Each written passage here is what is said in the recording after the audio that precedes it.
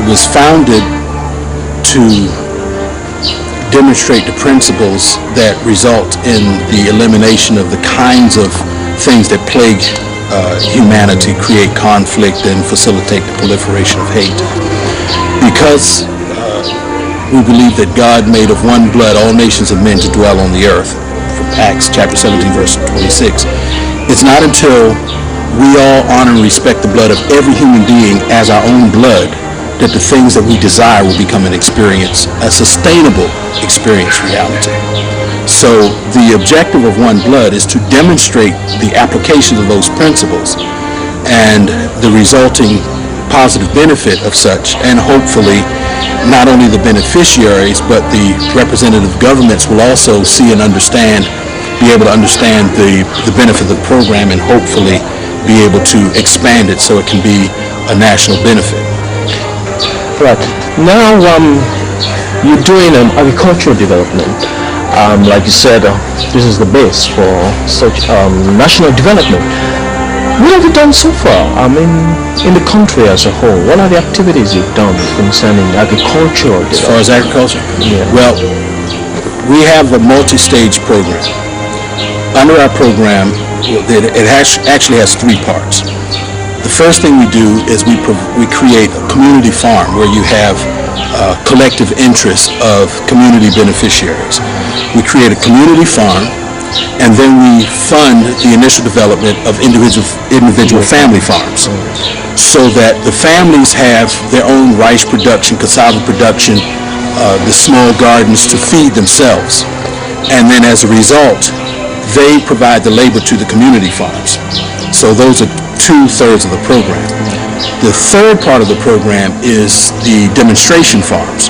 The demonstration farms are designed exclusively to produce seed for national capacity.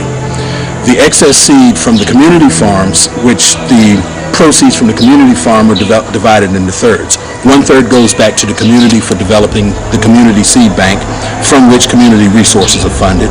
1/3 goes to replace our seed investment, and then 1/3 goes to the seed bank for long-term acquisition of seed.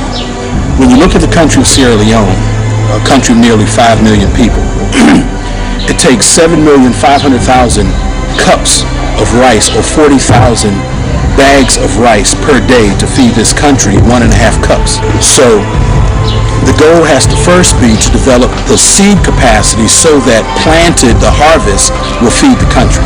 At that point, your harvest after that develops your storage capacity, and then 3 harvests after that you have export capacity.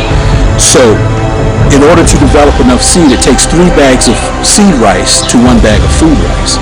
So to feed this country will take 99 million bushels of seed rice to produce enough food rice to feed this country for 1 year. So we have to develop the capacity, the seed bank, to be able to seed that much in a season, get the yield from that, which would give not only food capacity, but also food sufficiency, which is 3-year storage, and then ultimately food security, which is 7-year storage minimum. At this point, everything's been done has been independently funded by us. There's been no intervention or assistance at this point from any other entity.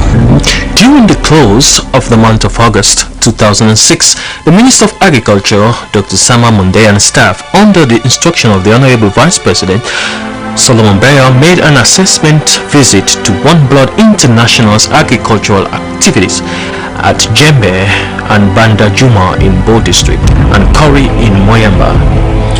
Overall, the minister praised the work of 1BLOOD International as impressive, committed and serious, and that it could do more if government through the Ministry of Agriculture comes to their assistance by providing some field staff in augmenting government's effort on food security to be achieved in 2007.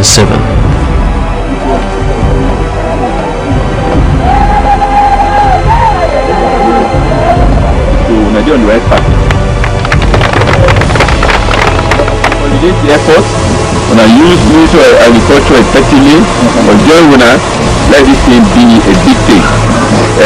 I'm not even ask these people can hear it. The alley, they don't can see this kind of thing here. They say, well, it's a point. You go to agriculturist.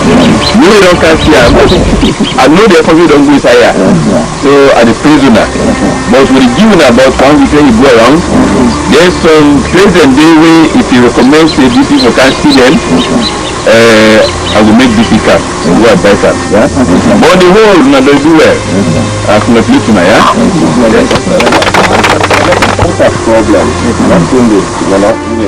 He was overwhelmed by what he saw. He acknowledged that he didn't believe what he heard in Freetown. He acknowledged that. So he went to see for himself. He looked through farms in 3 chiefdoms. And as a result of what he ordered the district director to go and survey our entire operations. Well, and he gave him a week to do so. Well, you can't survey all of our operations in 1 week because we have over 575 farms. So in the areas where you see our rice on the highway, we've got rice going as deep in the interior as they are people.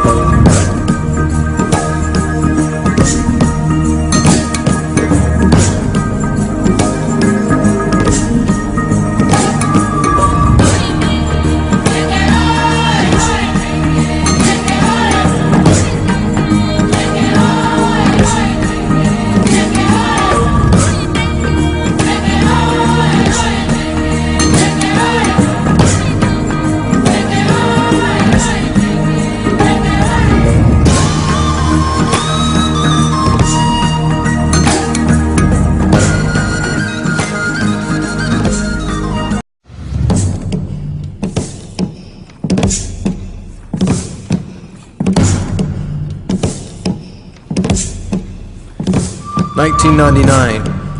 Determined to prove that with government's commitment, right applications, and monitoring, the region could become food sufficient in rice in less than 10 years. Dr. Jackson began his micro-model of food security by replicating 5 varieties of native seed rice, a total volume of 1 cup. 1999 through 2003, 325 single-family farms were seeded and over 2,000 beneficiaries were trained to maintain them and share a portion of the harvest with other farm families in the southern province of Sierra Leone during Phase 1A, Operation Swamp to Rice. 2003 through 2007. Over 10,000 farmer beneficiaries were trained, and 525 community farms and 5 small demonstration farms were established, seeded, and harvested during Phase 1B, Community Feed We Sell. 2005. Established the first congregation of SCEI in Bo, Sierra Leone, with the baptism of the first 22 members. The same year, sugarcane farming and production began in Montserrado County, Liberia, and has grown to over 3,000 acres, 8 processing mills, and over 4,000 beneficiaries by the end of 2009. 2006. Established the first of 5 rural health centers in Banajuma, Kakwa. 2006. Vice President Solomon Barowa sent Minister of Agriculture, Forestry, and Food Security to investigate and report on 1BLOOD's food security intervention in the Bo and Moyamba districts. Government conservatively estimated 1BLOOD's 2006 through 2007 harvest to be 226,000 bushels. 2007. 1BLOOD's gross 2006 through 2007 harvest was 470,000 bushels. 2008. Hosted the first annual ECOWAS Food Security Update and Summit at the One World Link in Bo, Sierra Leone, where attendees toured their farms, seed rice, and food rice warehouses in stock. 2008 through 2009. Gave all 525 community farms, totaling over 250,000 acres and $84 million in rice, to the communities for their independent continuation and maintenance of the intervention programs. SCEI then became a guaranteed market for their excess seed as the Regional Intervention Phase 2, We Own Food, was activated through the development and expansion of the private demonstration farms, designed to increase community employment and more rapidly support the national and regional food security objectives. 2009. Relocated the 1BLOOD ECOWAS regional headquarters to Duport Road in Monrovia, Liberia. 1BLOOD's intervention and support now includes health centers, skill development centers, SCEI 1BLOOD academies, local congregations, thousands of acres of rice farms, including 4 counties in Liberia where acres of raw swamp bush was transformed into developed rice-producing farms in less than 5 months as a demonstration of the Operation Swap to Rice Quick Impact. 2009 through 2010. Rice harvest in all categories totaled over 6.5 million bushels. 2010. Ministry of Mineral Resources and Political Affairs. Director and entourage visit 1BLOOD farms and warehouses in Bo District. The impact of the visit resulted in Dr. Jackson being named National Food Security Ambassador by the ministry as plans were being developed for a national chiefdom farm project.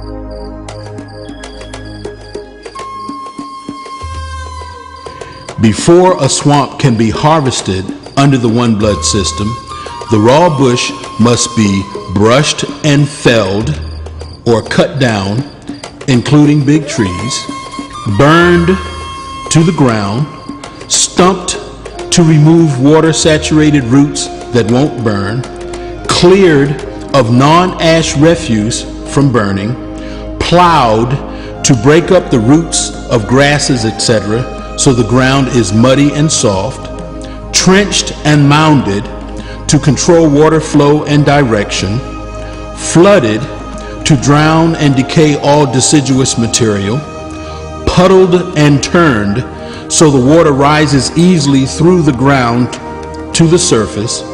Then rice seed must be transplanted or broadcasted into the swamp, then weeded of all competing grasses and vegetation, flooded to give the rice sun and nutritional advantage over other swamp vegetation, trapped and macro-trenched to control rodents and pests, and when appropriate, bird scared to prevent fowl harvesting prior to human harvesting.